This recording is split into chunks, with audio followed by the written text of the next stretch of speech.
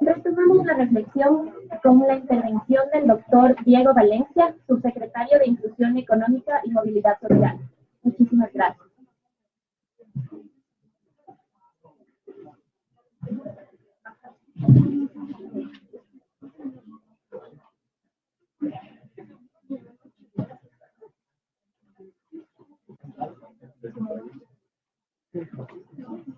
Buenos días con todos y con todas.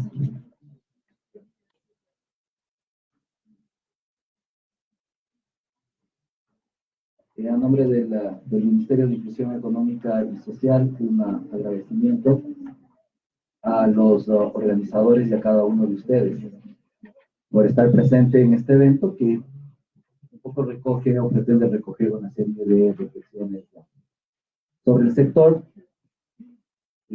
8 años después de la promulgación de la ley y el reglamento. Yo creo que en términos generales ha pasado mucha agua bajo el puente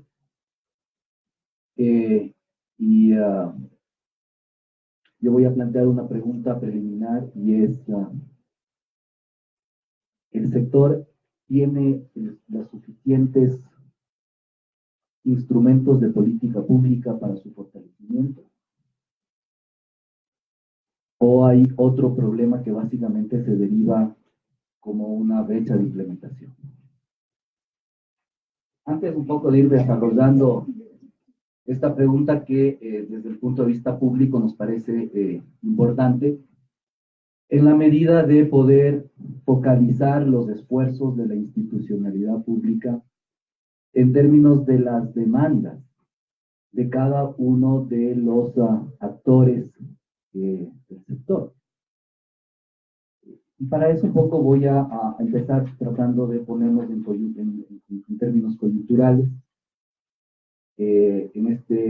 Desde que se asumió este gobierno, el PIB, el Producto Interno Bruto en el Ecuador, cerró con un crecimiento promedio entre el 2011 y 2014 del 5.6%. Sin embargo, la tasa real de variación del Producto Interno Bruto fue de menos 1.6 y 3% en 2016 y 2017 respectivamente, lo cual nos da un poco el sentido de esta denominada crisis.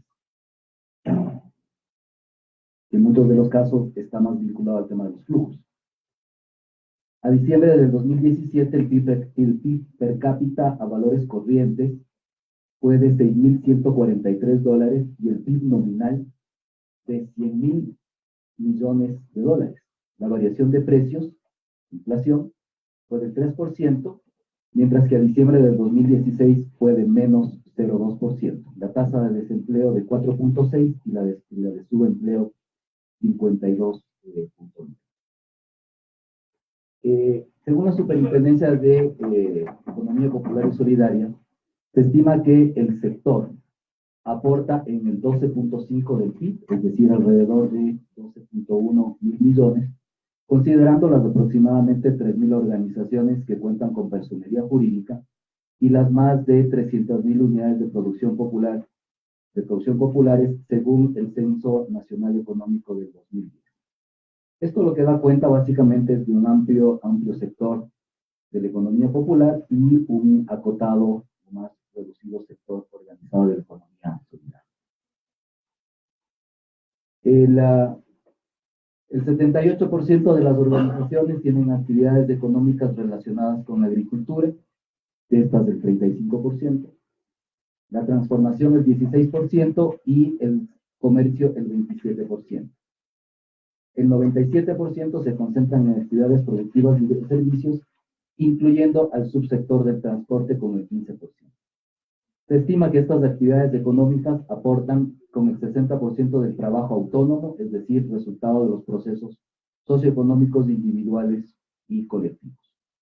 Cabe destacar que el aporte de la agricultura familiar campesina, según el Ministerio de Agricultura, ocupa el 17% de la superficie de uso agrícola del país y que aporta con el 60% del total de alimentos consumidos en el país. El ingreso promedio anual de la agricultura familiar campesina es de $6.800 y el del sector en general de 3.700. Es decir, oscila entre un rango de más 10% y menos 40% frente al PIB per cápita. Otros datos, según el CERCOP, en 2017, el sector participó en el mercado de compras públicas con el 7%, que representa alrededor de $280 millones, monto que podría incrementarse, bueno, con una serie de estrategias que lo vamos un poco a comentar más adelante. Además, existe regulación de acceso a percha en las comercializadoras de entre el 13 y el 17%, dependiendo del número de productos en las cadenas. De acuerdo a la Superintendencia de Control de Mercado y al Ministerio de la Producción. En el sector financiero, unos datos adicionales, sí, se reporta, estos son datos de diciembre del 2017, se reportan 689 cooperativas con 11.9 mil millones de activos, pasivos por 10,2 mil millones, captaciones por 6,8 mil millones y crédito por 6,4 mil millones. La tasa promedio activa del sector financiero cooperativo es del 24% frente al microcrédito del sistema financiero privado, que es del 27%. A diciembre del 2017, según cifras del Banco Central, el monto total de captaciones del sistema financiero nacional fue de 37.7 mil millones y las colocaciones, es decir, crédito, 34.7 mil millones. El sector cooperativo captó el 18% de las captaciones del sistema financiero nacional. Otros datos adicionales, este dato me parece importante, el sector cooperativo participa con el 10% del total de los activos del sistema financiero calculados a diciembre del 2017, y el crecimiento de las captaciones fue del 29% en el periodo 2016-2017, mientras que el sector privado fue del 6%, el crecimiento del crédito para el sector fue del 28% y del sector privado fue del 22%, lo cual nos da cuenta de niveles de crecimiento y cierto nivel de estabilidad incluso. En el sector fiscal, según datos del SRI, a diciembre del 2017 existían 1.5 mil millones de contribuyentes, de los cuales casi 14 mil eran organizaciones del sector popular solidario, es decir, el 0,89 del total de contribuyentes. El 92% de las organizaciones del sector productivo y el 8% del sector financiero. El 63% de las organizaciones mantienen un registro activo tributario y el 38% se encuentra sin estado tributario. El nivel de recaudación por concepto de impuestos a la renta en 2017 fue de 4.1 mil millones, de los cuales 24,5 millones corresponden al sector, siendo el 95% aporte del sistema financiero popular y solidario y el 5% del sistema real. En consecuencia, el sector contribuye con el 0,6% del total de recaudación por impuesto a la renta, aun cuando se estima ingresos superiores a 2,1 mil millones. En el sector externo, la balanza comercial a diciembre fue de 89 millones, con comportamientos contrarios de la balanza petrolera y no petrolera. La primera con superávit de 3,7 mil millones y la segunda con un déficit de 3,6 mil millones.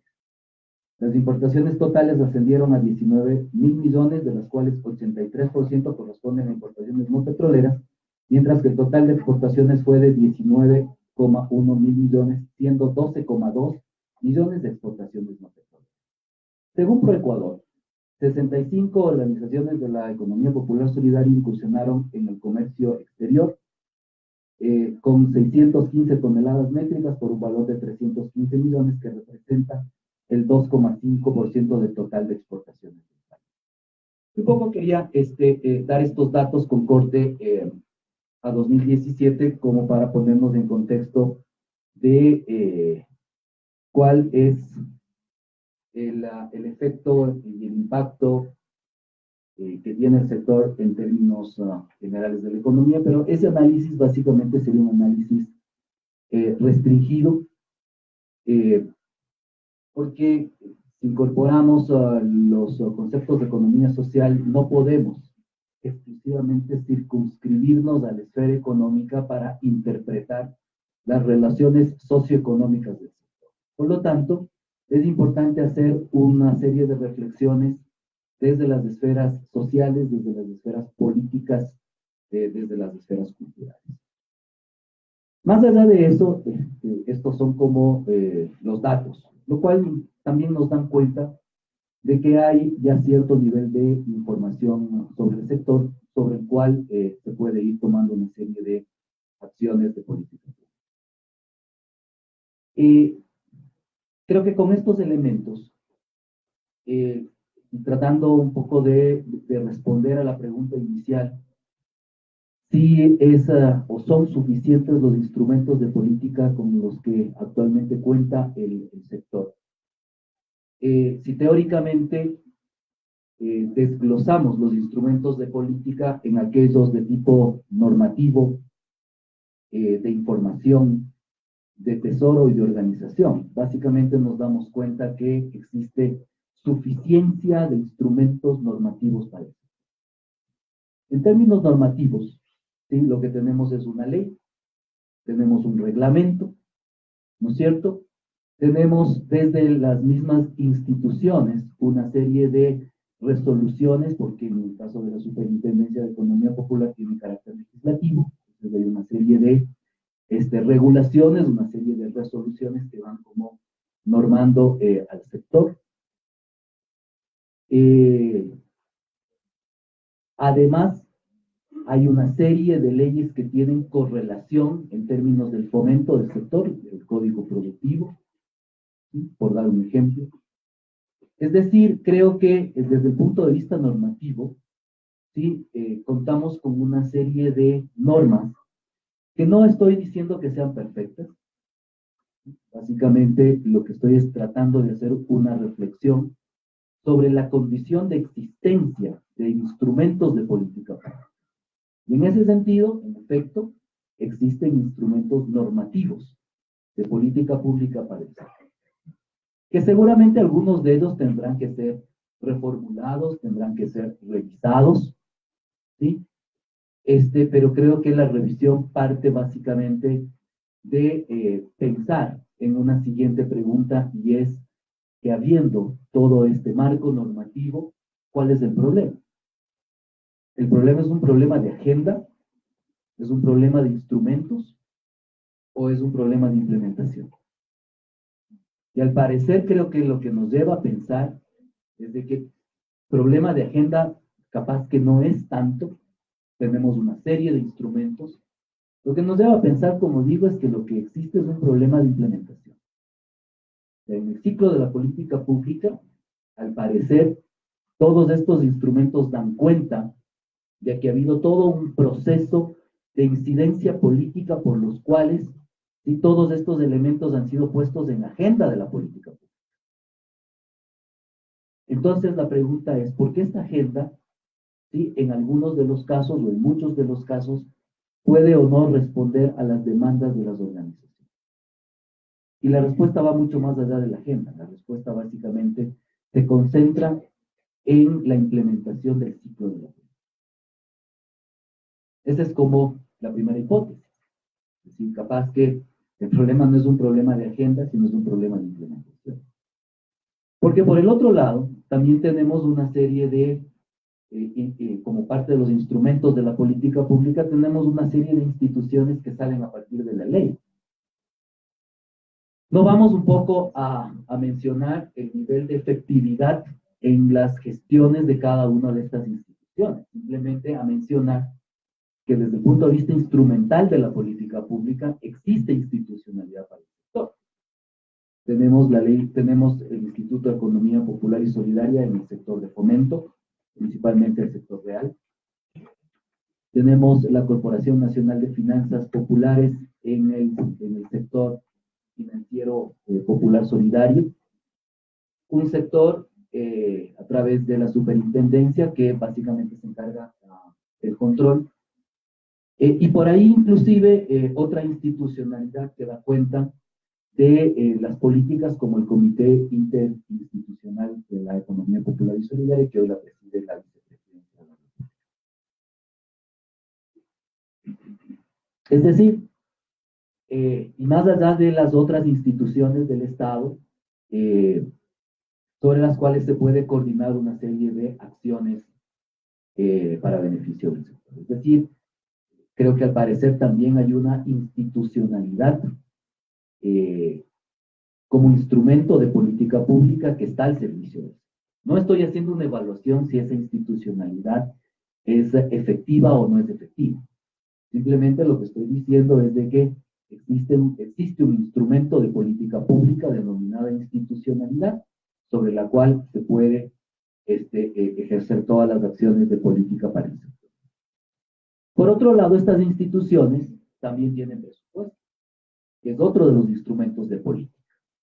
Puede ser que sea un instrumento, puede ser que sea un presupuesto acotado o no, pero finalmente existe un instrumento o se pueden coordinar, existe un presupuesto y por lo tanto se pueden coordinar acciones presupuestarias con otras instituciones. Es decir, hay un instrumento de política pública expresada en el presupuesto general del Estado para el sector.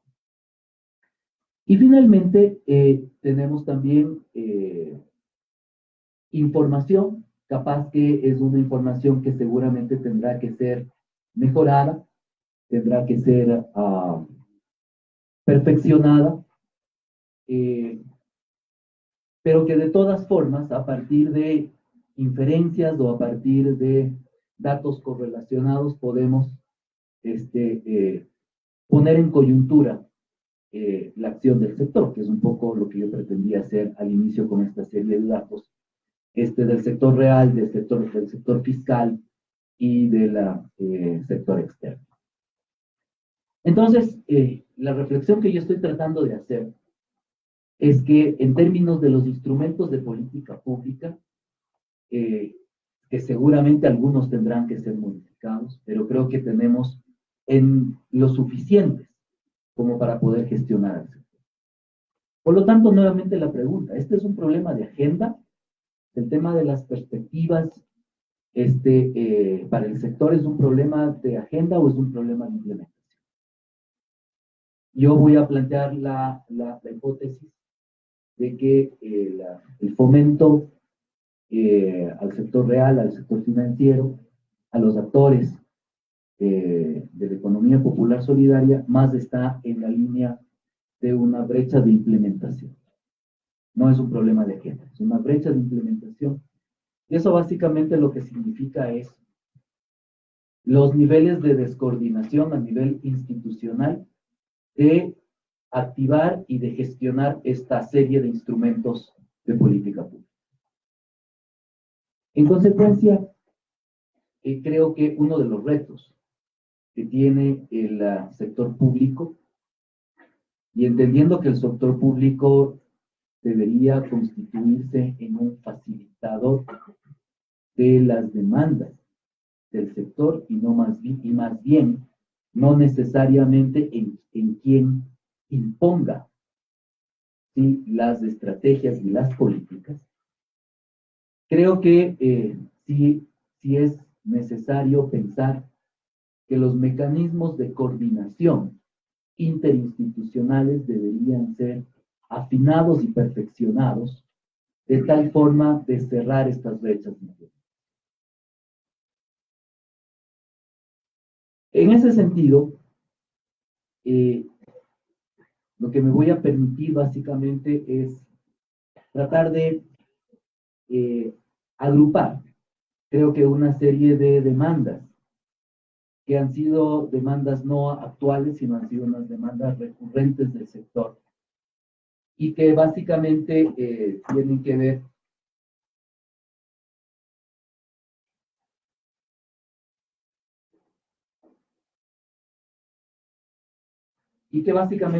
ver con 4 elementos que son, como digo, bastante recurrentes en el diagnóstico.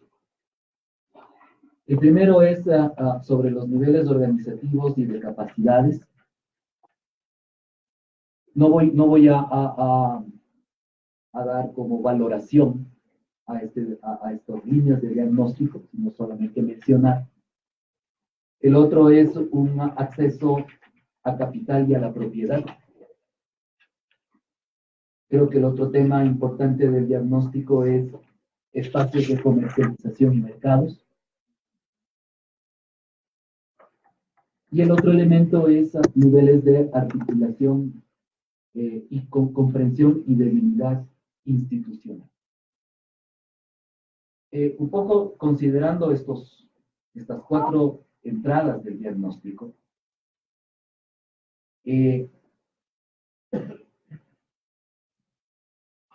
capaz que es necesario pensar cómo una serie de estrategias se pueden ir enmarcando en unos programas nacionales que le den sostenibilidad a las acciones del sector y fundamentalmente le den un sentido de alineamiento a la institucionalidad pública. Yo creo que ese es el elemento central, por eso planteo que el problema no es un problema de agenda, sino es un problema de implementación. Que le den sentido de alineamiento y de coordinación a las distintas institucionalidades del sector público. Por ejemplo, sí, a través de los siguientes programas. El Programa Nacional de Fortalecimiento Organizativo y Conocimiento de la Economía Popular y Solidaria, y no solamente estoy hablando, sí, de una serie de eventos de tipo académico, de una serie de eventos que por ahí tratan de perfeccionar y fortalecer las capacidades de los sectores, sino lo que estamos pensando, lo que se estaría pensando es en un real sistema de formación de la economía popular. ¿Sí? Y que el sistema de formación de la economía popular y solidaria no es solamente responsabilidad, por ejemplo, del Instituto de Economía Popular y Solidaria, sino es responsabilidad de toda la institucionalidad pública, porque como ustedes ven, hay transversalidades de comercio exterior, hay transversalidades de tributación, hay transversalidades de compra pública. Entonces estamos como pensando en un proceso que debería ser más planificado, ordenado, de acuerdo a la territorialidad, a las circunstancias y particularidades de los actores en los territorios, a las circunstancias y particularidades de las actividades socioeconómicas de los actores, y que un poco este sistema dé cuenta de un real fortalecimiento. Es decir, no esos cursos o esa dinámica de esos cursos sueltos que básicamente no generan impacto. Y creo que ahí como digo, la responsabilidad no solamente es del instituto, sino la responsabilidad es de los actores, de los organismos de integración de la institución.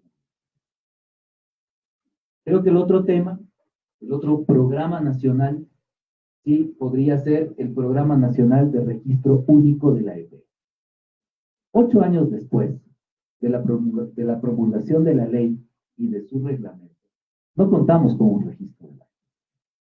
Lo que contamos es con unas organizaciones que han solicitado la personería jurídica a la Superintendencia de Economía Popular y Solidaria, y que hay que reconocer también, y eso no es crítica para nadie, simplemente hay que reconocer que muchas de ellas sí tuvieron un interés muy vinculado al tema de la compra pública. Y ahí hay un interés que un poco entra en contradicción con los principios de la economía social y solidaria. En consecuencia, creo que es necesario, o creemos que es necesario, contar con un registro único de la economía popular y solidaria que dé cuenta de cómo las organizaciones ¿sí? funcionan a través de los principios o gestionan y funcionan sus formas organizativas a través de los principios de la economía popular y solidaria. Y ahí no solamente estamos hablando de las formas asociativas, estamos hablando de las unidades domésticas de producción y estamos hablando también de los emprendimientos unipersonales. Es decir, Creo que el registro, por eso mismo se está pensando que sea un registro como un programa, porque tiene que ser un proceso de largo alcance y tiene que ser un proceso sostenido y sistemático, de tal forma que se pueda contar con toda la información de efectivamente quienes gestionan sus formas organizativas o quienes gestionan sus actividades socioeconómicas basadas en los principios de la economía social solidaria. En el caso más específico, el registro de la EPS se ha iniciado. En agosto de este año se inició el registro como resultado de un proceso de co-construcción, es decir, siendo, yo diría, bastante fieles a la necesidad de la participación del sector, que es algo que básicamente nos distingue de los otros sectores. Se inició todo o se hizo todo un proceso de co-construcción a partir del registro. Si no me equivoco, las cifras fueron aproximadamente 23 talleres a nivel nacional con más de 700 representantes de organizaciones del sector, a los cuales se les expuso todo el formulario del registro, que tiene una doble característica de ser registro y caracterización a la vez, ¿no es cierto? Y básicamente se inició con este proceso. Hay otros programas que son importantes. Como ustedes vieron las cifras del sector externo, creo que hay una posibilidad de seguirlas perfeccionando. Por lo tanto, la necesidad de tener un programa nacional de exportación. Un programa nacional de certificación de productos y servicios de la EPS que cuenten con una serie de instrumentos, herramientas, más que instrumentos, con esa serie de herramientas de política, como marcas colectivas, sellos de calidad y cooperación. El Programa Nacional de Incentivos Fiscales, yo creo que eso es clave, ¿sí? Que incluye modificaciones normativas al régimen tributario y no tributario local. Para eso están, por ejemplo, el tema de las ordenanzas. Y otro elemento, hasta diciembre del 2017, 15 gobiernos autónomos descentralizados habían suscrito ordenanzas para fomento de la EPS. ¿Sí? Hoy, a través de una acción coordinada, básicamente dirigida por el Ministerio de Inclusión Económica, en estos 8 meses hay 12 ordenanzas adicionales que se incorporan para el sector. Desde ahí, el Programa Nacional de Incentivos Fiscales termina siendo importante. El Programa Nacional de Accesos a Mercados también es un elemento importante. Si hemos venido trabajando en esa línea, en una serie de normativas. Ahí la pregunta ¿es realmente la aspiración de las organizaciones incorporar, o debería ser realmente la aspiración de las organizaciones incorporarse a las grandes cadenas de supermercados, o deberíamos construir nuestro propio mercado social? Porque esa es otra pregunta importante. ¿Sí? O sea, hay algunas preguntas que un poco pueden generar una serie de rupturas. El otro es el Programa Nacional de Acceso a Capital y Propiedad. El tema de la propiedad es importante. No tenemos, no solamente me voy a referir al tema de financiamiento, sino es el tema de propiedad. Si no tenemos propiedad sobre los activos, no podremos generar escalamiento. Y creo que ahí, sí, la institucionalidad pública creo que juega un rol importante en términos de la ruptura de ese microcrédito. Y esa ruptura básicamente está expresada en la tasa de interés. ¿Cómo organizaciones de la economía popular y solidaria pueden ser sostenibles, ¿sí? Cuando al menos deberían tener una rentabilidad o un retorno superior al 25%, que básicamente es el promedio de la tasa activa en el mercado para el microcrédito? Entonces es insostenible, básicamente, emprendimientos con este tipo de precio de mercado. La pregunta es, ¿serían sostenibles las grandes cadenas de supermercados? ¿Serían sostenibles las grandes empresas privadas que básicamente han construido o han estructurado un sistema oligopólico, por ejemplo, en el sector alimentos, con financiamientos del 20-25%. Entonces, yo creo que esa es otra de las preguntas que hay que hacerse en el sector. Por eso la necesidad articulada de tener un programa, es decir, no solamente tener una institucionalidad, sino un programa. Creo que el otro tema es Programa Nacional de Innovación y Tecnología Social. Básicamente, desde el sector no logramos entender cómo se ha generado una serie de avances en el sector académico, inclusive desde el lado de la investigación, con una serie de hasta programas que generan fondeo para investigaciones, y no tengamos una política pública para el sector. No tengamos una política pública explícita de tecnología social para el sector. Porque el sector, desde sus propias características, le resulta muy complejo, ¿sí?, adaptar la tecnología que viene del mundo desarrollado. Nuestras características son distintas.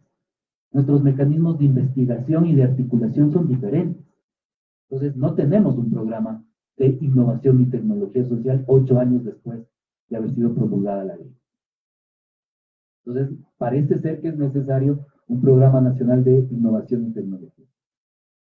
El otro que es clave, porque sin eso no podemos seguir tomando todos en conjunto decisiones sobre las líneas de acción de política pública, y es el Programa Nacional de Información y Estadística. Creo que es relevante saber exactamente cuánto producimos, quiénes somos, cuánto producimos, qué activos tenemos, cuántos son los miembros que forman parte de las asociaciones, etcétera. Y creo que el otro es un proceso de un repensamiento continuo que tiene que ver con el Programa Nacional Regulatorio. Es decir, este Programa Nacional Regulatorio que esté pensando continuamente, por ejemplo, reforma a la ley del EPS, a su reglamento, reforma a la ley del Sistema Nacional de Contratación Pública, reforma al régimen de seguridad social y de tributación, ¿sí?, o, por ejemplo, instrumentalizar la Ley Orgánica de Soberanía Alimentaria, que casi 10 años después no tiene instrumentos. Entonces, yo me he permitido un poco plantear no la política pública para el sector. La política ya está. Es decir, ya está a través de los instrumentos. Por eso un poco la reflexión de todos estos instrumentos, los normativos, los institucionales, los presupuestarios, sino básicamente, y a partir de entender de que capaz que no es un problema de agenda, sino es un problema de implementación, cómo articular todos estos instrumentos en unos programas nacionales de largo alcance, en donde la institucionalidad pública genere unos fuertes mecanismos de coordinación vinculados con los actores. Muchas gracias.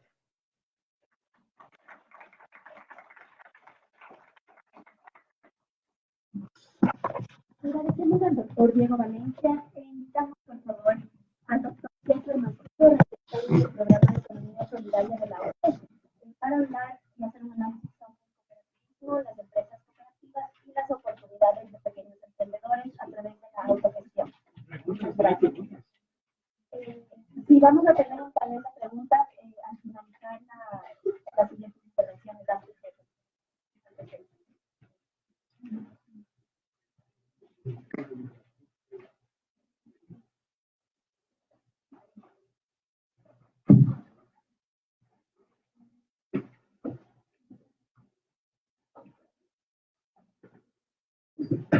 Muy buenos días, distinguida audiencia. Había preparado yo una presentación en el sentido de que estábamos tal vez con alumnos de la Facultad de Economía, pero voy a tratar de cambiar un poco porque veo que estamos entre gente que está ligada al tema de economía popular y solidaria, que muchas veces nos dan lecciones diarias del trabajo asociativo, solidario en sus quehaceres, en el campo, en la ciudad, en la transformación de los productos. Hoy en día estamos frente a dos esquemas bastante claros que nos exigen una manera dinámica de enfrentarlos. Nos acaba de señalar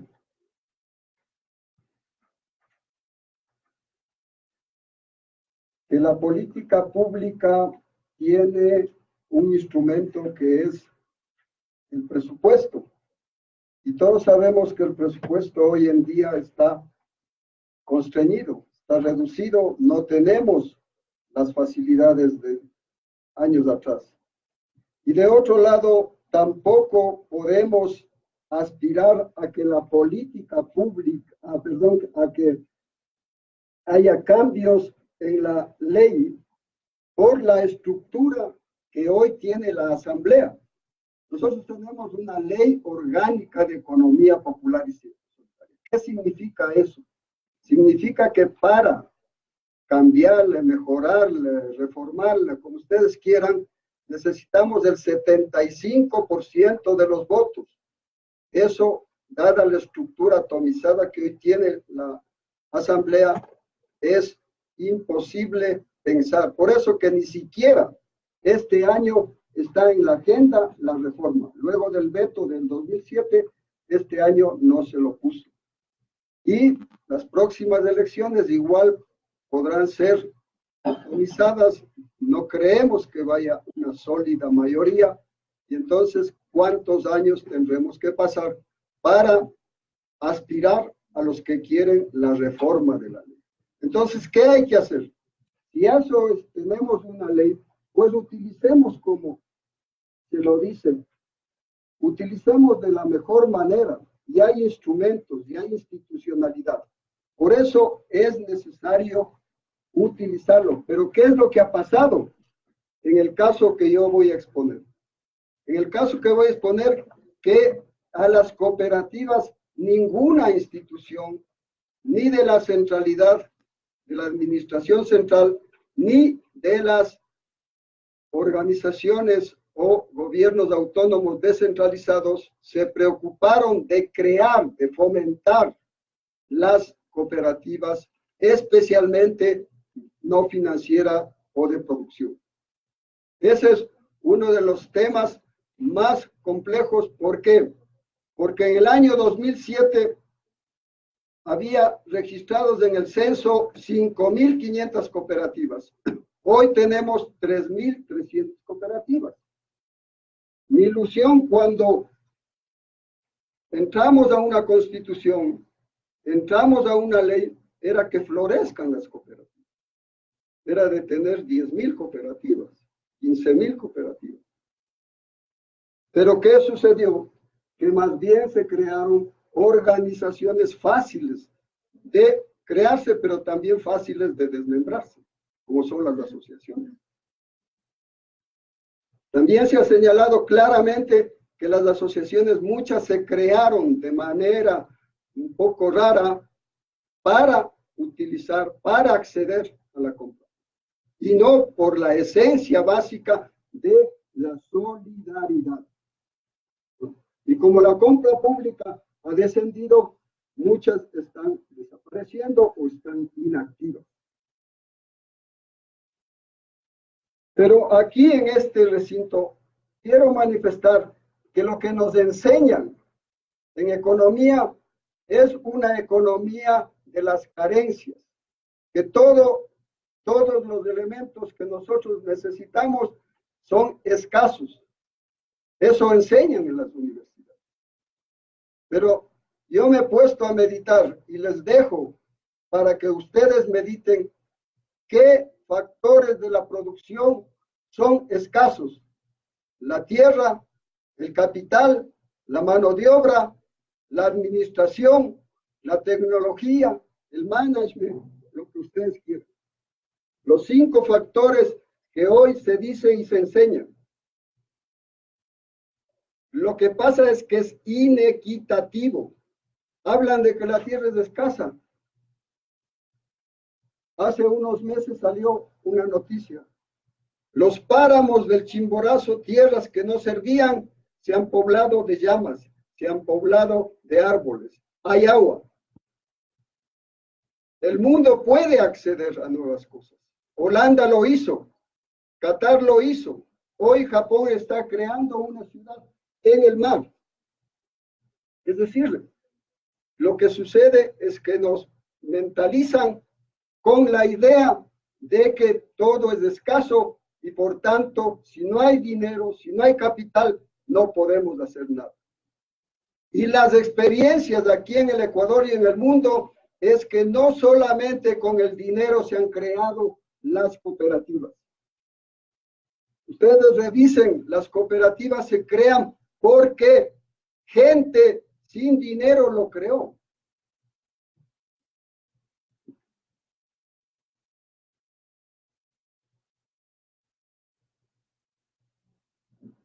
Gente como aquí tenemos los probos pioneros de Rochdale. Ellos crearon el cooperativismo. Pero ahí no dijeron, tenemos plata. Tenían la voluntad de crear. Tenían ese deseo de combatir en ese tiempo el capitalismo de la revolución industrial, que todos ustedes conocen cómo fue, en donde la gente trabajaba 16 horas, un cuarto, de lunes a domingo. Había la explotación total y entonces empezó a crearse el cooperativismo.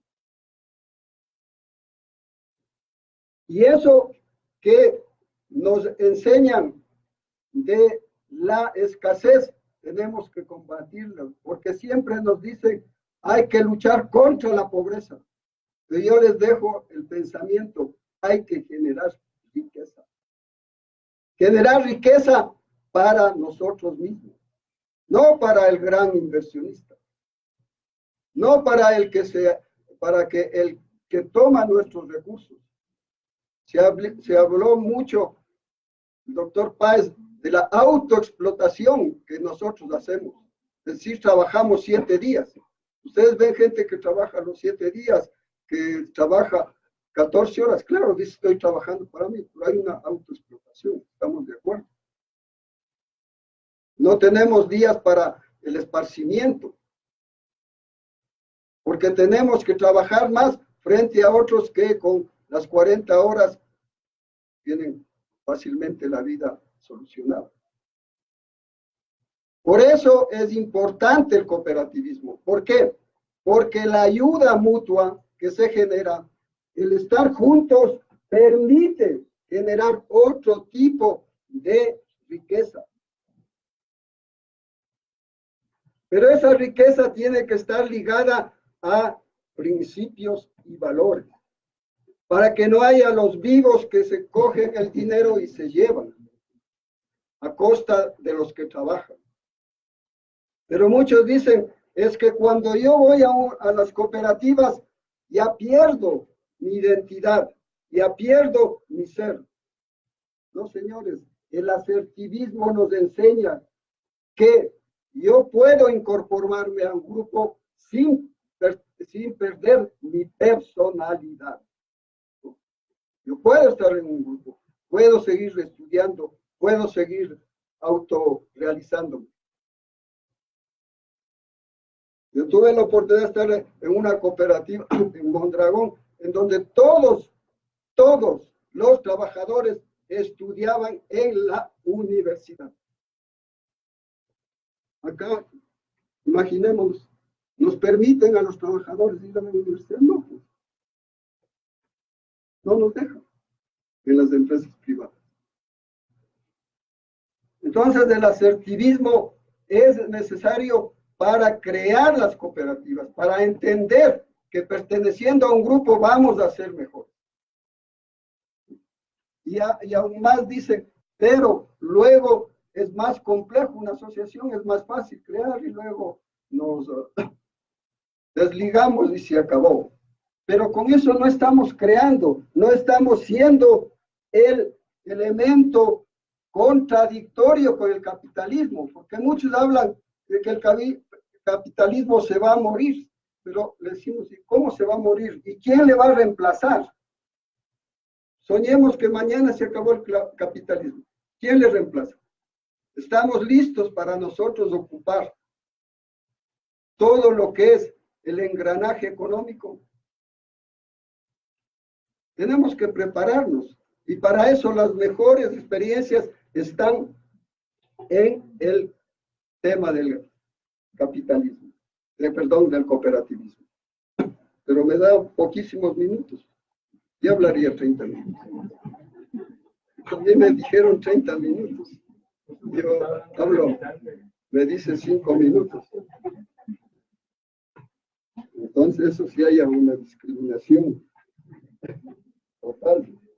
Bien, como hay que pasar rápido, yo les quiero dejar muchos territorios en donde se ha destacado el cooperativismo: en Mondragón, en Sunchales, la Argentina, en Santa Cruz, Bolivia, en Quebec, Canadá, en Emilia-Romagna, Italia, en Seúl, en Corea del Sur.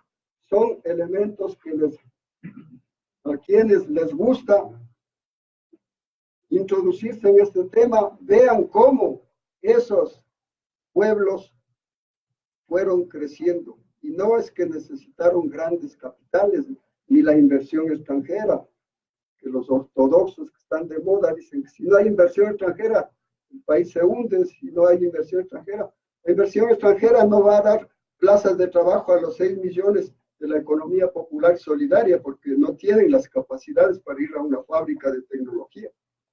No le puedo coger al señor cargador del mercado San Roque si ir aquí hasta la fábrica y ven y trabajan. ¿A quién van a dar? A los que salen de las universidades. Pero la gente sigue en la base de la pirámide, sigue siendo la misma. Sigue siendo con los problemas, con la discriminación, con los bajos sueldos, con utilización de poquísima tecnología.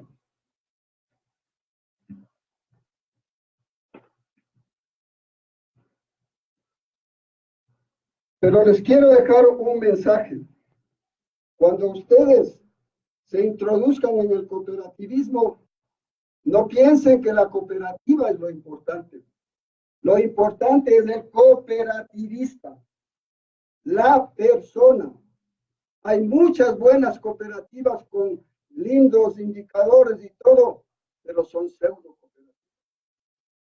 Porque no llegan a la comunidad. Tienen esos indicadores, pero si no llegan a ser parte de la comunidad que les aloja. El cooperativista es lo mejor. Eso nos dice José María Arizmendarrieta, el que impulsó el modelo de Mondragón. El cooperativismo, la persona, por eso es diferente. En el capitalismo, el capital. En cambio, acá es la persona. ¿Sí? ¿Estamos de acuerdo?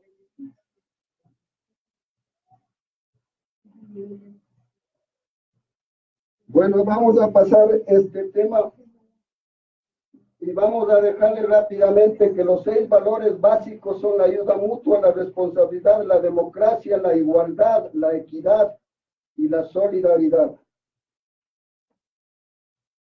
En tanto que los principios actuales de Manchester 1995 están dados por los 7 principios básicos: membresía abierta y voluntaria, control democrático, participación económica de los miembros, autonomía e independencia, educación, entrenamiento e información, cooperación entre cooperativas y compromiso con la comunidad.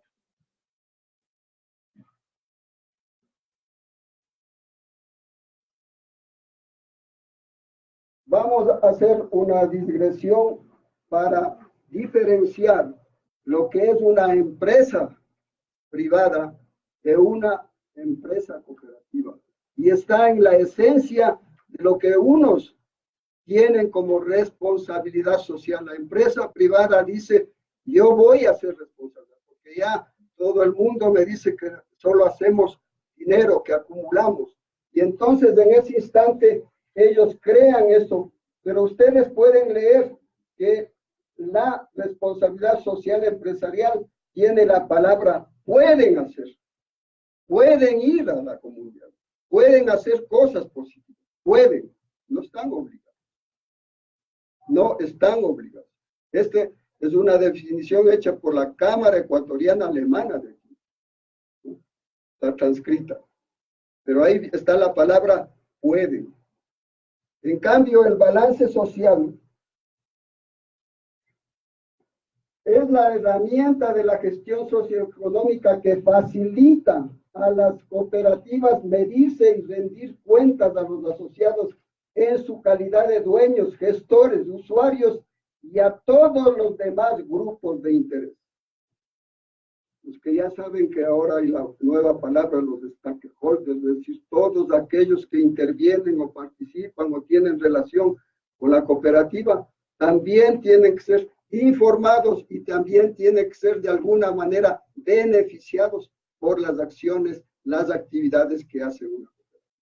Es decir, la cooperativa no es un mundo aparte que solo se dedica a acumular dinero y dinero. Tiene que dar a la comunidad, tiene que dar a sus asociados, a sus empleados. Hemos visto cooperativas que la secretaria anda rogándole al gerente que le compre una computadora y no le compra. Pero para Navidad sí está la plata para el whisky. Johnny negro, Johnny verde, azul, celeste. Pero para una computadora, cero. Es decir, no hacen lo que deben hacer dentro de la cooperativa, el balance social. Y también deben dar para afuera. El que se mete a cooperativista tiene que saber que tenemos que hacer todo para adentro para que estén bien y todo para afuera para que también esté la comunidad contenta con esa cooperativa. Y eso no lo hace. Entonces ya vamos terminando porque los 5 minutos serán 6. El tema que yo presenté se decía oportunidades, porque no hay que quedarnos en el lloriqueo, no hay que decir, todo está mal y ahora ¿qué hago? El mundo nos ofrece a través del cooperativismo muchísimas formas de hacer cooperativa. En Europa, en España, 2 personas hacen las cooperativas, 3 personas, 4 personas. Aquí tenemos mucha rigidez. Y eso tenemos que eliminar, y eso no es necesario cambiar la ley, sino las reglamentaciones, ¿sí? Con decretos, aunque sea. Miren, energías renovables.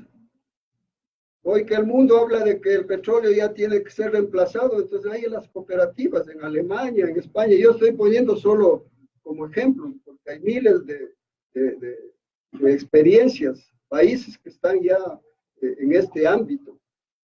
Las tecnologías de comunicación y consultoría que les decía en Mondragón, hay consultorías para hacer puentes, para hacer edificios, para todo, se junta la gente y hace consultoría. Y son cooperativas. La educación, hay una universidad en Quebec solo de profesores que se hicieron cooperativistas. Aquí en el Ecuador también hay una cooperativa en la famoso grupo Solidario del Sur. En la salud, ustedes tienen venta de medicamentos, hospitales, guarderías. En deporte, igual en España, aquí en Ecuador, hasta el Mushugruna, creo que está financiado por una cooperativa. La cultura, hay las cooperativas culturales juveniles de Puerto Rico, servicios básicos, imagínense. En Argentina todo el mundo conoce, está en manos de las cooperativas, las telecomunicaciones, del agua potable. Pero acá no, acá hay en la ley, dice que se podrá entregar la administración de los servicios básicos a las organizaciones de la EPS. Pero no encuentro en el país una sola que haya dicho, hágase cargo de este mantenimiento. La agroindustria en Europa, en América, eso ya es más conocido, y últimamente hemos visto los supermercados cooperativos en España, y también ya salió aquí publicitado que hay la cooperativa digital en Ecuador. Que varias cooperativas crean la cooperativa digital para utilizarlo y reducir costos tecnológicos de paquetes de software y todo para sus propias cooperativas. Entonces, miren, 200 cooperativas del país proveen agua de las vertientes y pozos en Bolivia. Y entonces nos queda la última reflexión. O nos hacemos cooperativistas o nos hacemos empleados de una empresa privada. Cuando yo he ido a las capacitaciones con los transportistas, les he dicho, ustedes tenían 3 alternativas. O ir a alguna entidad pública y voltear, decir, quiero ser chofer.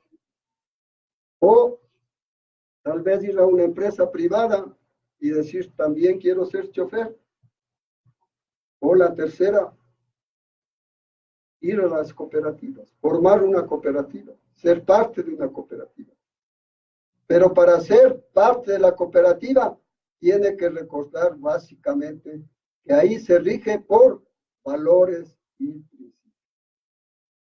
Con esta rápida mirada, les invito a que retomemos nuevamente esto que en años atrás ya estuvo aquí floreciente, pero que siempre por el egoísmo, por los errores humanos, decayó.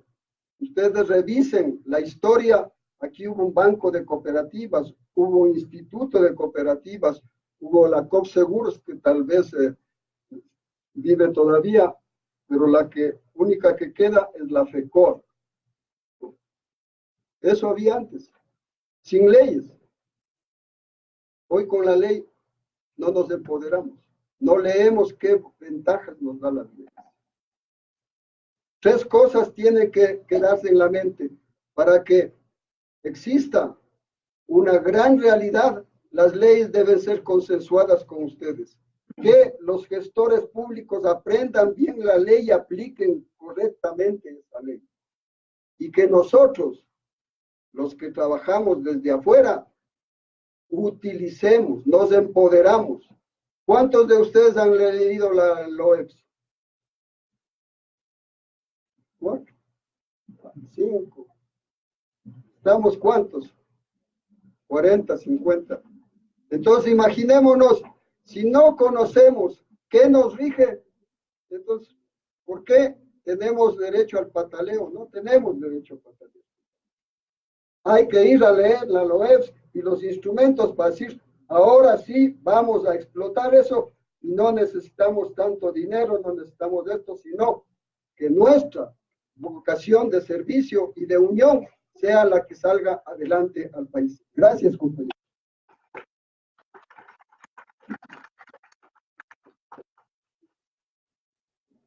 Agradecemos al doctor César Morcilla por su ponencia. Invitamos al señor Andrea Sanzeroni, director del Comité Europeo para la Formación y la Agricultura.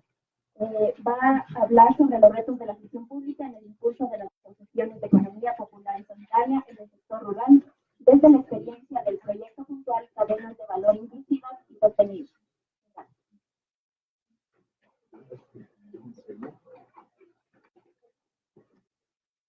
Bien, buenas tardes. No se preocupen, voy a intentar ser lo más rápido posible para poner referencia.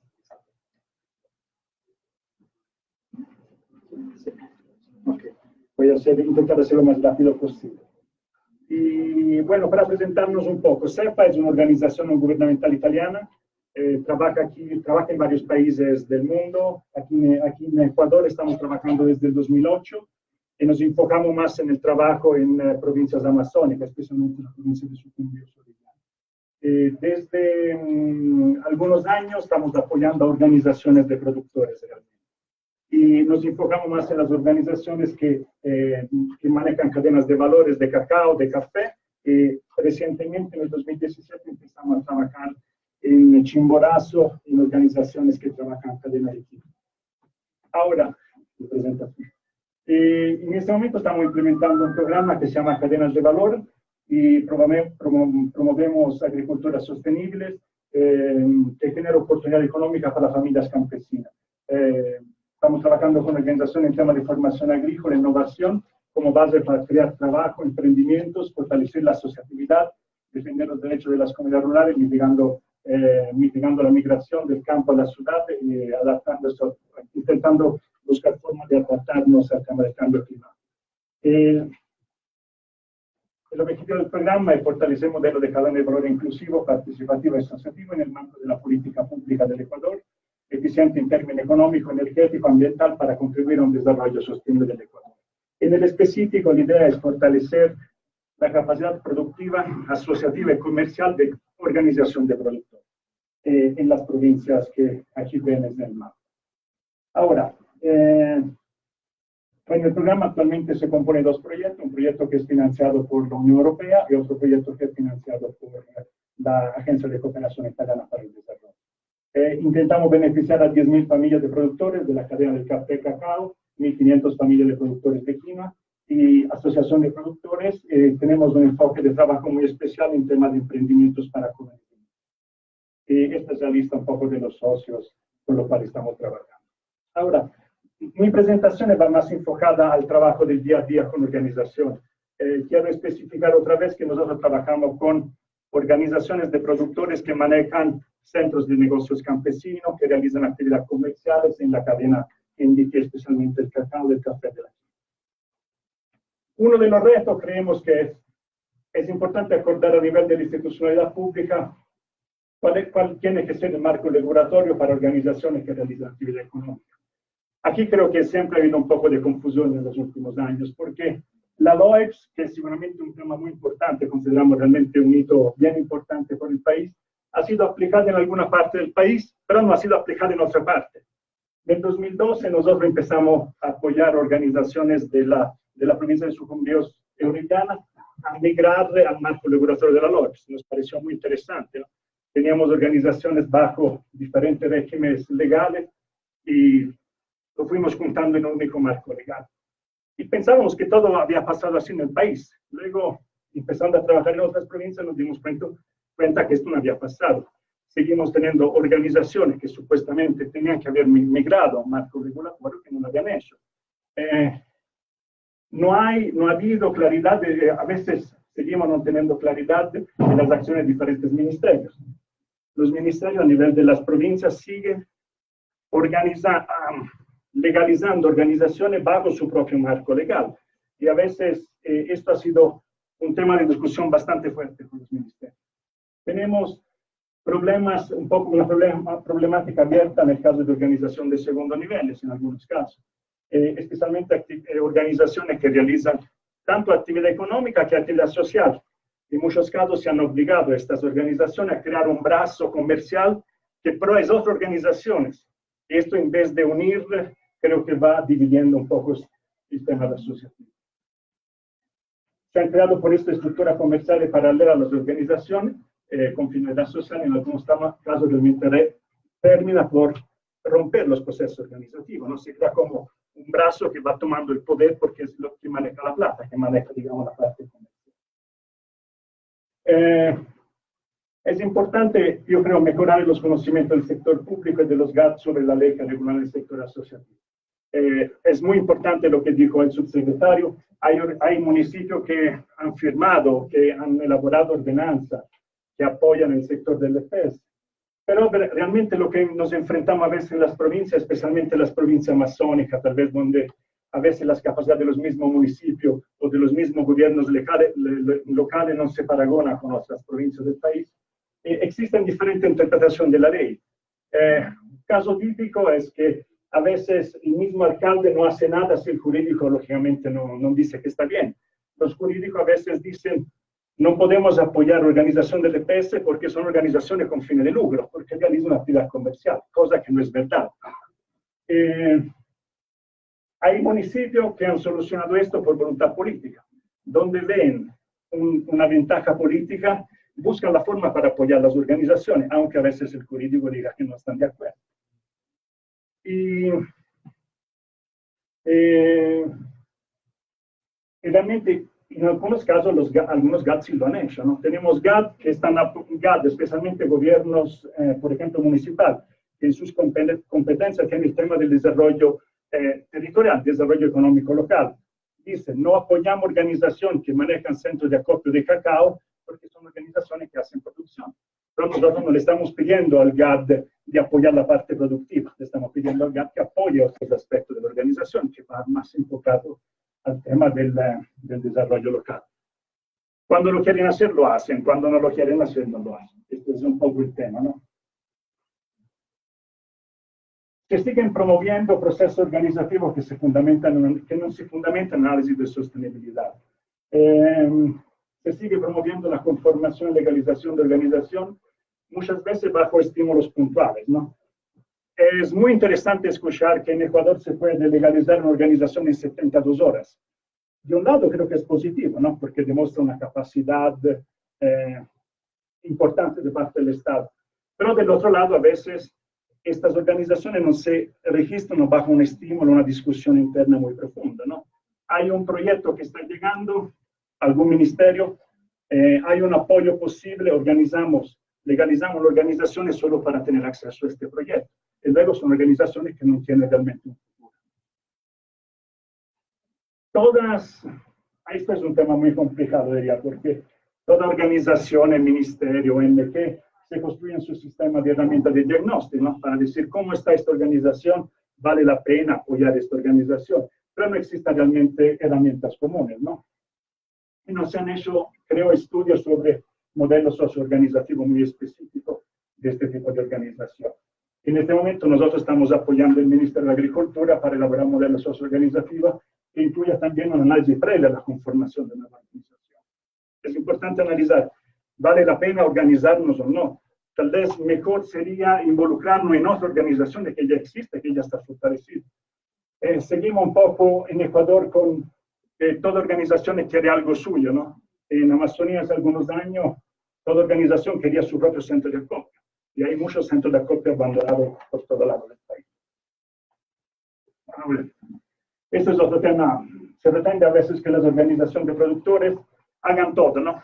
Desde la producción, comercialización, que hagan barras de chocolate, que comercializan al exterior. Seguramente es un anhelo importante para las organizaciones, pero hay que trabajar fases, ¿no?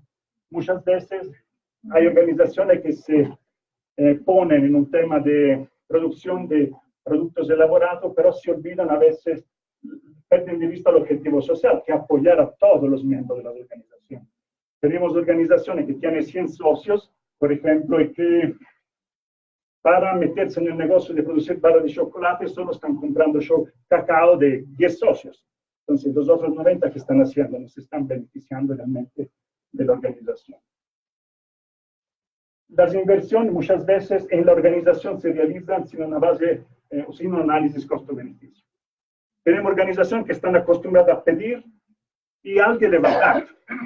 Si tú no le vas a dar, van a buscar otra puerta y al final alguien le va a dar. Y al final nos encontramos con muchas inversiones que realmente no se están utilizando.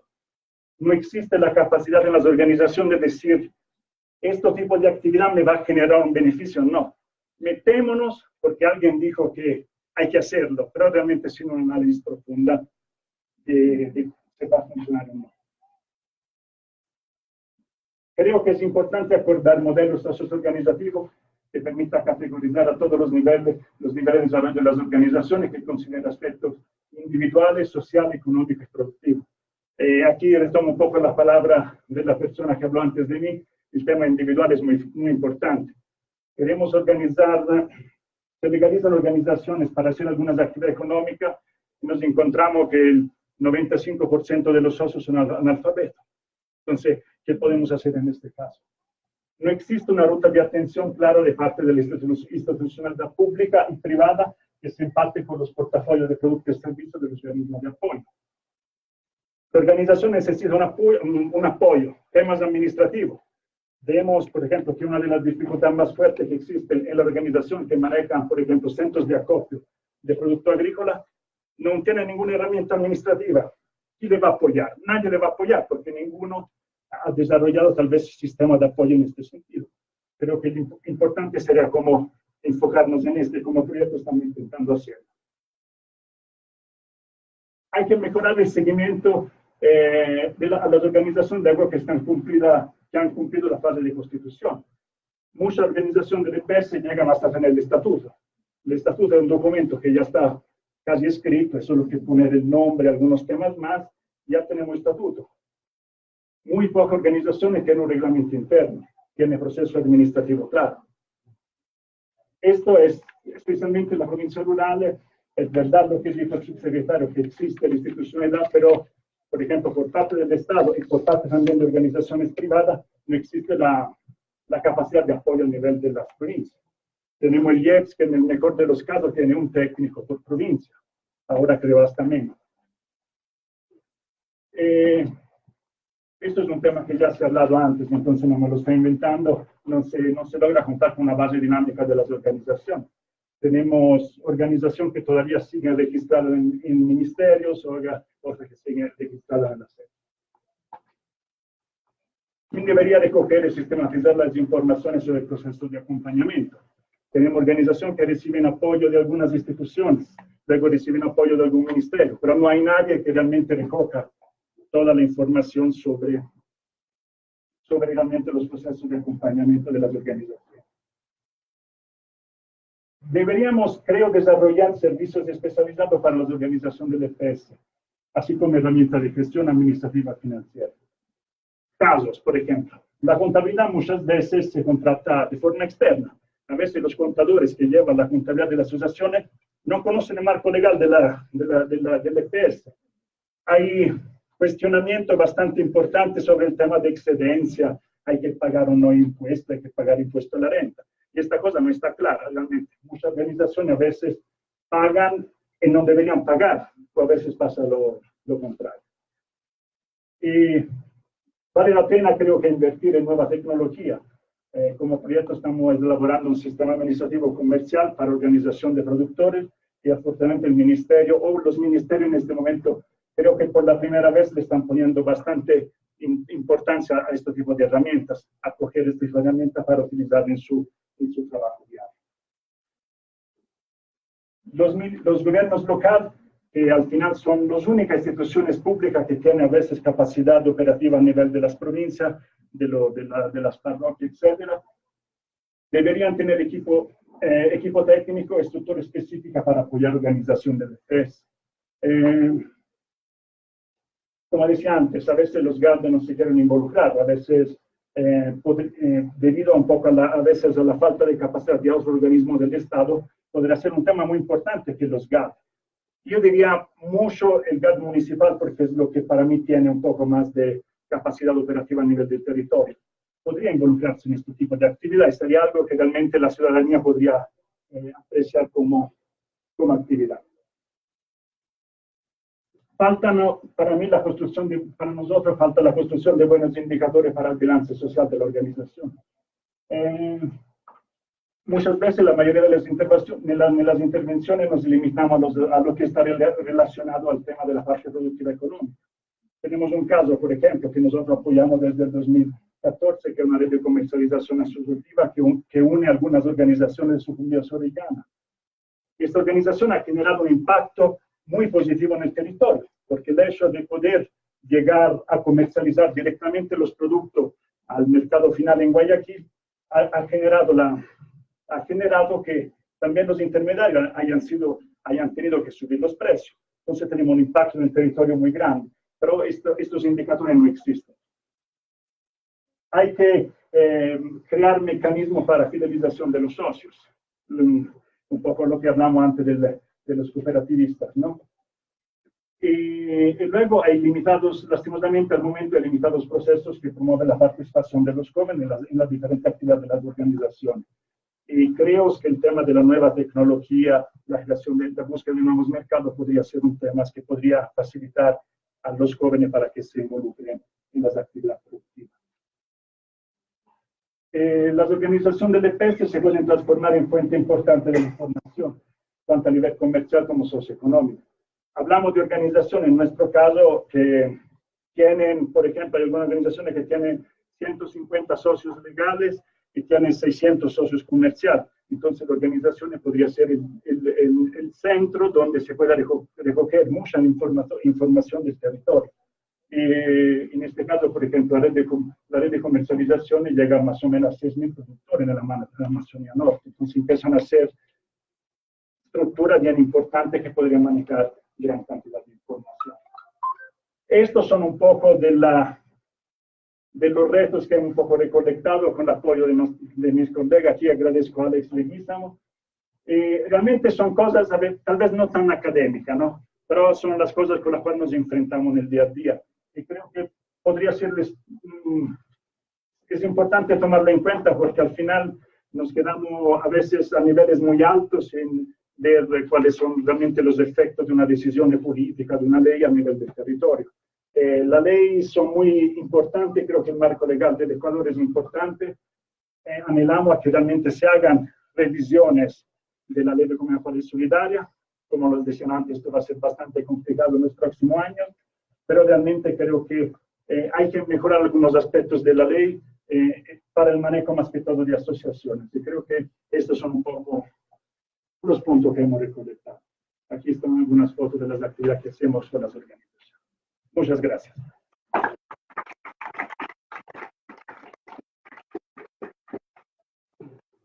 Muchas gracias, Andrea.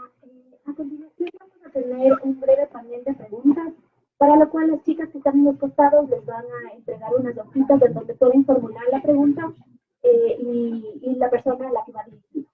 Entonces invitamos por favor al doctor Diego Valencia y al señor Andrea Cesaroni para el panel. Muchísimas gracias.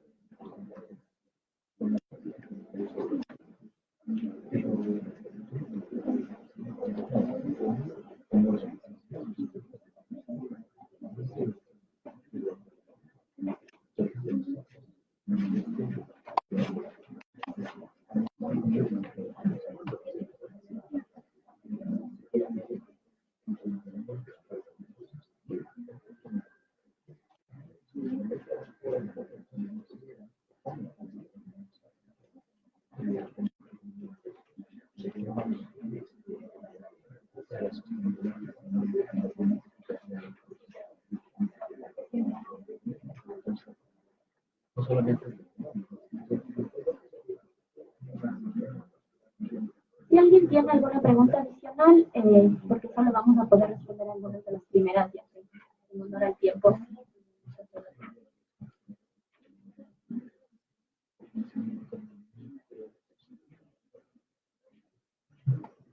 Después de las 3 preguntas elegidas, recuerden que de aquí el ingreso es a las 2 de la tarde. También indicarles que tienen que volverse a este espacio y desde las 3:20 hasta las 5 de la tarde nos dirigimos a la Torre 1, el edificio que está al frente, donde se van a desarrollar las 4 mesas de trabajo, en donde esperamos contar con su valiosa participación. Justamente ahí vamos a tener también ponentes especializados en cada una de las mesas de trabajo y también con facilitadores. Les pedimos que participen, puesto que de ahí también van a hacer líneas de investigación. Entonces, este momento, mi compañera les va a dar paso y va a leer las preguntas elegidas. Belén, no sé si puedes ayudar.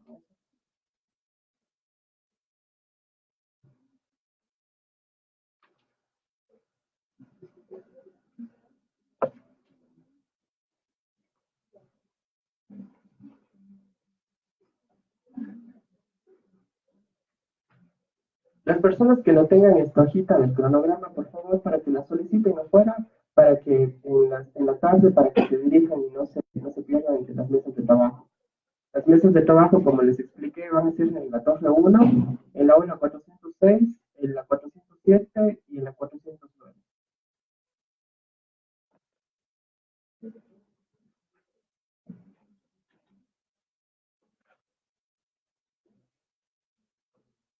Sí.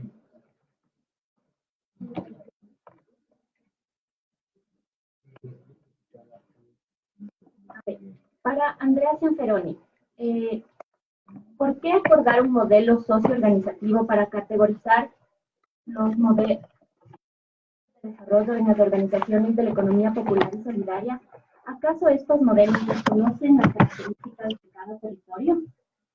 Bueno, yo creo que la idea es tomar en cuenta las características de cada organización y cada territorio. La idea un poco es tener la facilidad de poder identificar a qué nivel nos encontramos con una organización. Entonces, en el modelo que estamos un poco elaborando, existe como un semaforizado, ¿no? E en función de esto, ver cuál es la necesidad de la organización en función de una ayuda que va a necesitar. Vemos, por ejemplo, que muchas de las organizaciones que a veces están en los registros, por ejemplo, tanto de los ministerios, son organizaciones que muchas veces son inactivas. Están legalmente constituidas, pero no hacen nada. Entonces, a través de un sistema de análisis muy, digamos, rápido, se podría identificar que tal vez no hay que tal vez esforzarnos en organizaciones que tal vez podrían tener un impacto en el territorio, ¿no? A veces hay organizaciones que son solo de papel, que se han creado porque en algún momento había llegado un beneficio, algún proyecto, algunas organizaciones. Entonces, los modelos socioorganizativos tienen que tomar en cuenta estas características de territorio, pero deberían ser algo que luego pueda ser replicado, o sea, como crear un estándar para ver realmente lo que se necesita. El marco legal obliga a las organizaciones a manejar, por ejemplo, especialmente organizaciones que manejan sistema comercial, que compran y venden. Las organizaciones con las cuales estamos trabajando, la de la red, mueven $3 millones al año en producto. No son organizaciones que ya se pueden manejar con papelitos o al máximo con un Excel. Se necesita crear herramientas para que se pueda manejar de mejor forma. Y a veces la ley lo requiere al momento de hacer declaraciones. Entonces, esto es un poco el tema. Lógicamente, según las cadenas, según los territorios, deberán ser modelos que tomen en consideración algunas características. Muchas gracias. La siguiente pregunta para el doctor Diego Valencia. ¿No existe una contradicción cuando se dice que hay suficientes leyes, pero hay problemas de implementación? ¿No será que no se implementan porque no son viables o no están adecuadas a la realidad? La otra pregunta para el doctor Diego Valencia. ¿Por qué las organizaciones de la economía popular y solidaria tendrían que rendir cuentas y el capital no? La otra pregunta para el doctor Valencia, ¿qué mecanismos tiene el Estado para vincular a las cooperativas al mercado?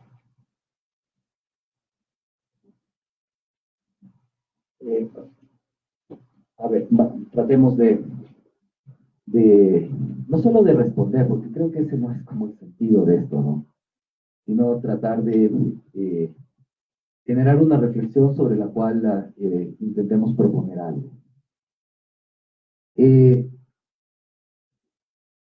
ciclo de la política pública, lo voy a poner en estos términos.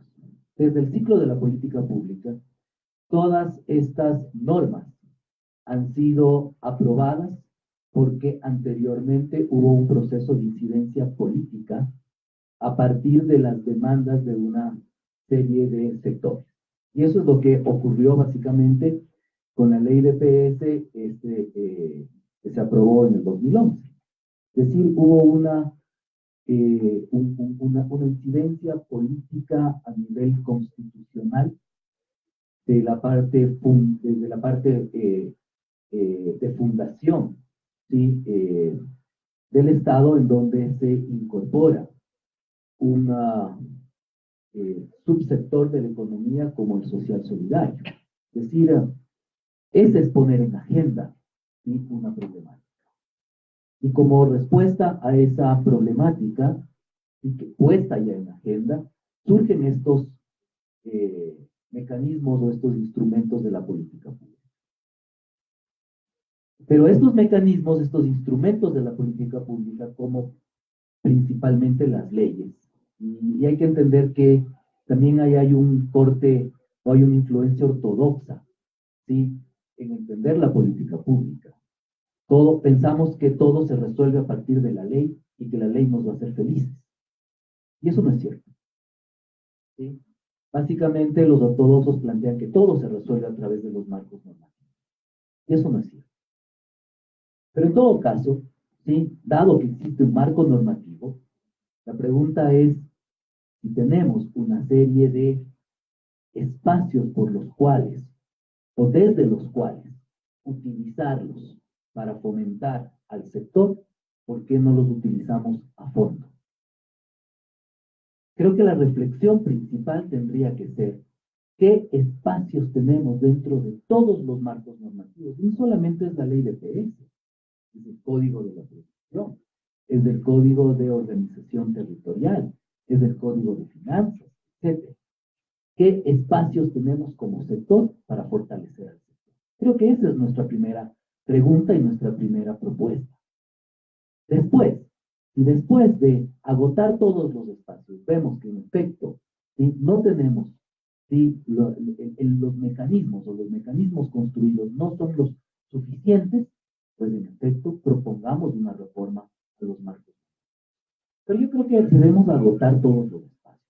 Ahí hay una serie de, por ejemplo, elementos en el capítulo de fomento, incentivo y promoción de la ley y el reglamento de la economía popular y solidaria, completamente inexplotados desde el sector, que van, por ejemplo, desde el tema de formación o desde el tema de capacidades para tratar de incorporar en las mallas curriculares de los colegios formación en economía social solidaria. No hemos explotado ese tema, ¿sí? Y es un tema normativo, entonces hay un problema de implementación. Creo que desde el lado también académico, desde el lado de las universidades, también hay un problema. Es decir, hay muy poca formación en economía popular y solidaria. La formación es básicamente contada. Tenemos al Instituto de Altos Estudios Nacionales.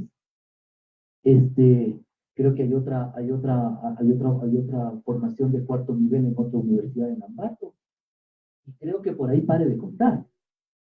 Sí, tampoco tenemos una formación importante. La pregunta es, ¿les interesa a las universidades tener currículo, tener mallas curriculares, tener oferta académica de economía popular y solidaria? Esa es otra pregunta que hay que hacerles a las universidades y especialmente, no solamente a las públicas, porque las universidades privadas reciben presupuesto del Estado.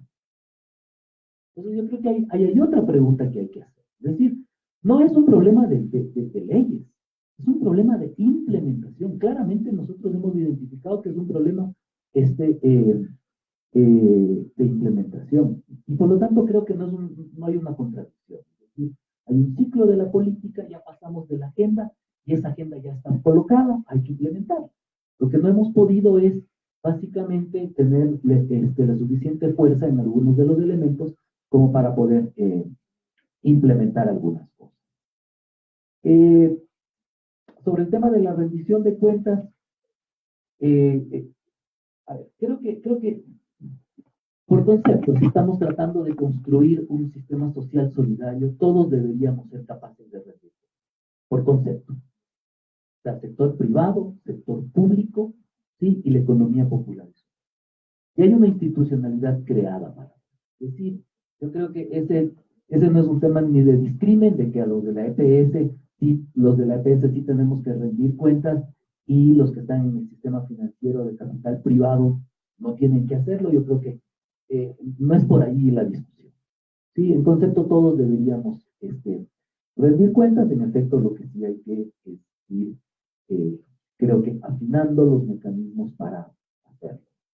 Y esa afinación de los mecanismos parte del hecho de que por lo menos en el sector, o el principio, uno de los principios existentes en el sector, es el proceso de participación. ¿Sí? Un proceso de participación y que desde el punto de vista del Estado, en términos de la formulación de la política pública, debe haber todo un proceso de co-construcción de la política y de coproducción de la política.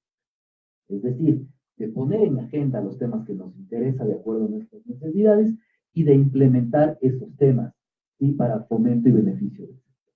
Entonces, creo que el tema de participación es relevante en el sector. Yo siempre pongo un ejemplo, inclusive, ya en espacios más acotados, o hasta con estudiantes. Yo pongo un ejemplo y digo, ¿qué diferencia habría o qué diferencia se promovería cuando tengamos 10.000 compañeros en la Plaza Grande, ¿sí? Haciendo incidencia política respecto de la implementación de un tema normal? Ahí veamos si el Estado no se mueve, ¿no? O sea,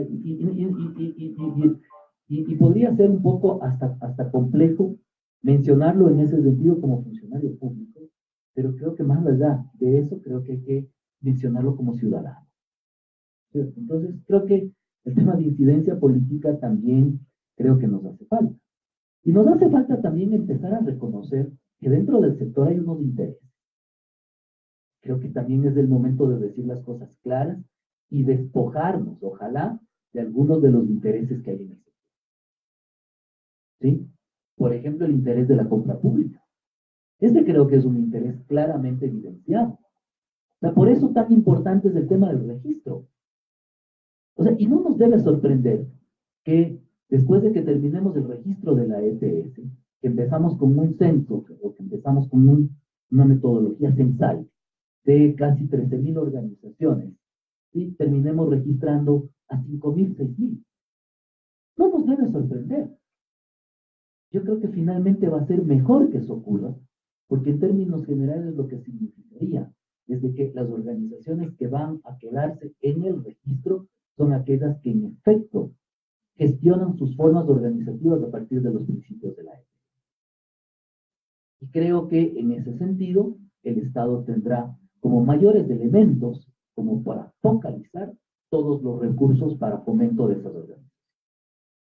Además de que hay un montón de organizaciones, como yo di el dato del sector fiscal, en el SRI hay, ¿sí?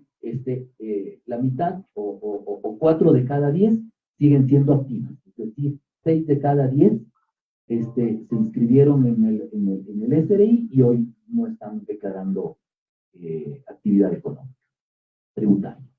Entonces eso también nos da cuenta de que hay un montón de organizaciones del sector creadas a partir de esto. Y creo que hay otro lado importante, que es el tema de los mercados. ¿Sí? Y yo creo que el tema de los mercados hay que entenderlo en la complejidad que esto significa. Y la complejidad parte de entender que hay poderes, ¿sí? Y hay asimetrías.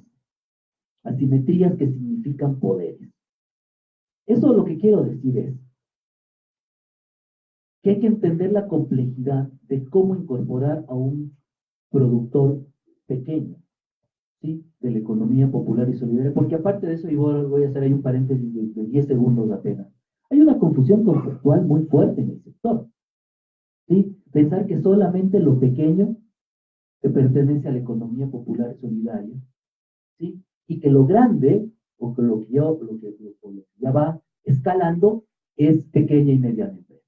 Que por lo tanto, lo que ya va escalando tiene que ser sujeto de otro tipo de. O sea, yo diría, falta de precisiones conceptuales también generan un efecto importante en cómo nos organizamos. O sea, la economía popular y solidaria no tiene tamaño. Puede ser tan pequeña como puede ser tan grande. Lo que tiene es unos principios que hay que respetar, que hay que trabajarlos, que hay que fomentarlos. Esa creo que es la gran apuesta de esta economía alternativa. Entonces, pensar que las organizaciones pequeñas de la economía popular y solidaria pueden acceder a las grandes cadenas de supermercados, sí, está bien. Desde el punto de vista normativo está bien, pero desde el punto de vista de la praxis es muchísimo más complejo porque hay precisamente esa expresión de poder entre quien lo tiene y quien no lo tiene. Entre quien puede decir te pago a los 3 meses, ¿sí? Y me dejas en consignación tus productos, ¿sí? Y que por lo tanto empieza a generarse un conflicto real en su flujo de caja. Entonces, entendiendo todas esas dinámicas de la praxis, está bien los temas normativos, yo digo que no digo que esté mal, está perfecto que haya una norma en donde se diga que dependiendo del número de ítems de las grandes cadenas o de las cadenas de supermercados, se podrá acceder al 13 o 17% de los productos de la EPS en percha, o que serán comprados por las grandes cadenas de supermercados. La pregunta es, ¿cómo diferencian las grandes cadenas de supermercados quiénes son EPS y quiénes no son si no tenemos registro? O sea, hay que empezar por el principio, ¿sí? Y creo yo que hay que dotarle también de prácticas solidarias lo voy a poner en estos términos, a las grandes cadenas de supermercados, porque no solo basta cumplir con esos porcentajes. Hay que dotarles de solidaridad también a las prácticas de la empresa de capital, empresas. ¿No es cierto? Es decir, no puede haber tratamientos iguales a los actores de la EPS como se dan a otros actores del mismo sector empresarial. Entonces, ese creo que es un elemento importante que nos lleva a repensar, ¿sí? De que capaz que ese sueño de llegar a las grandes cadenas de supermercados debe más bien plasmarse en crear nuestros propios mercados, ¿sí? Una gran red de actores, de intermediarios solidarios, de espacios físicos, en donde, por ejemplo, los gobiernos autónomos descentralizados cumplen un rol importantísimo en dotar de espacios públicos para la comercialización de los productos y servicios de la economía popular y solidaria. O sea, los espacios públicos tienen que ser ciudadanizados, tienen que ser vividos, no solamente tienen que ser ornamentalizados, es decir, una linda estatua o unas flores, no, tienen que ser ciudadanizados. Hay que vivir los espacios públicos en las ciudades. Y una forma de vivir es precisamente de una manera planificada y ordenada acceder a esos espacios públicos, porque desde el punto de vista de la economía popular, lo voy a poner más en términos de la economía popular, ¿sí? Es mucho más digno trabajar y comercializar en estos espacios de comercio públicos, ¿sí? Dotados o cedidos por los gobiernos autónomos descentralizados, que trabajar en las calles. ¿No es cierto? Entonces, creo que hay otro elemento de crear nuestra propia red de mercados solidarios. Y por otro lado, creo que el mercado público es un gran apalancador del crecimiento de las organizaciones. Pero paradójicamente, ¿sí?, el procedimiento natural de contratación para las organizaciones de la economía popular y solidaria, como son las ferias inclusivas, sí, fue básicamente o prácticamente sustituido por el catálogo de imagen. Entonces, lo que hay es que recuperar, por eso yo digo que es un problema de implementación. Creo que hay que recuperar las ferias inclusivas como el procedimiento natural de contratación de la EPE. Y de alguna forma se ha venido recuperando. Hace 15 días se aprobó una reforma a la resolución 72 del CERCOP, en donde básicamente se revive las ferias inclusivas como el procedimiento natural de contratación de la EPE. Y yo creo que ahí hay otras prácticas que hay que empezar a incidir. Porque lo que está en juego en el mercado público, me voy a centrar solamente en el tema de alimentos, ¿sí? Porque muchas de las organizaciones, como vimos por el lado de las estadísticas, están en el sector agropecuario. Por ejemplo, en el programa de alimentación escolar, lo que está en juego son 160 millones de dólares para la compra pública de alimentos. Y en los centros de desarrollo infantil, sí, están en juego entre 35 y 40 millones de dólares. Es decir, estamos hablando solo en el sector de alimentos para la economía popular solidaria, para la agricultura familiar campesina, de 200 millones de dólares. De eso es lo que estamos hablando. Es decir, norma para eso sí existe. Lo que tenemos es que empezar a aplicarla, implementarla, hacer incidencia política. Yo creo que ese es un tema importante porque hay otro elemento además. ¿Sí? Y tengo que decirlo con toda sinceridad. Hay otro elemento además, y es que el funcionario público, o muchos de los funcionarios públicos, no tienen ni la más remota idea de lo que es economía popular y solidaria. Entonces, si el funcionario público no tiene ni la más remota idea de lo que es economía popular y solidaria, ¿cómo a partir de su gestión pública va a promover al sector? Entonces yo creo que lo que primero que hay que hacer, que se debía haber hecho hace muchos años atrás, lo primero que hay que hacer es masificar, ¿sí?, el conocimiento de lo que es EPS al funcionariado público. Eso ya se está haciendo de todas formas. Ya se inició un poco una cuña y nada más. Ya se inició ese proceso de masificación con el Instituto de Altos Estudios Nacionales. 30.000 funcionarios públicos entrarán, porque ya se inició el programa virtual, entrarán a este programa virtual para internalizar un poco conocimientos de información de lo que es la EPS. Entonces yo creo que estos son como los elementos que de pronto pueden hacer que incorporemos o nos incorporemos mejor a los distintos mercados, no solamente pensar en las grandes cadenas de comercialización. Pero nuevamente, estas terminan siendo hoy acciones sueltas, acciones dispersas, acciones que finalmente, si no se logra institucionalizar estas prácticas, rutinizar estas prácticas dentro de la institucionalidad pública, se pueden perder. Entonces, ¿cómo rutinizar estas prácticas dentro del sector público, por ejemplo? Sí, la propuesta que un poco yo me permití realizar, me permití exponerles. Los 10 programas nacionales de la política pública. Sí, esperemos que estos 10 programas nacionales sean recogidos en el documento de política, que seguramente saldrá a finales de noviembre de este año, y con lo cual creo que todos podemos tener participación en este proceso. Muchas gracias.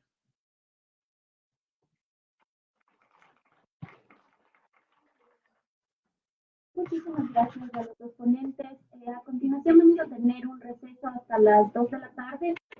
Primero les invitamos a conocer en la planta baja algunos de los emprendimientos que han venido de las distintas provincias, que son apoyados por algunas de las organizaciones jesuitas. Luego en la tarde retomaremos con las ponencias de José Tonelo y Álvaro Hidárraga, y luego tendremos las mesas de trabajo.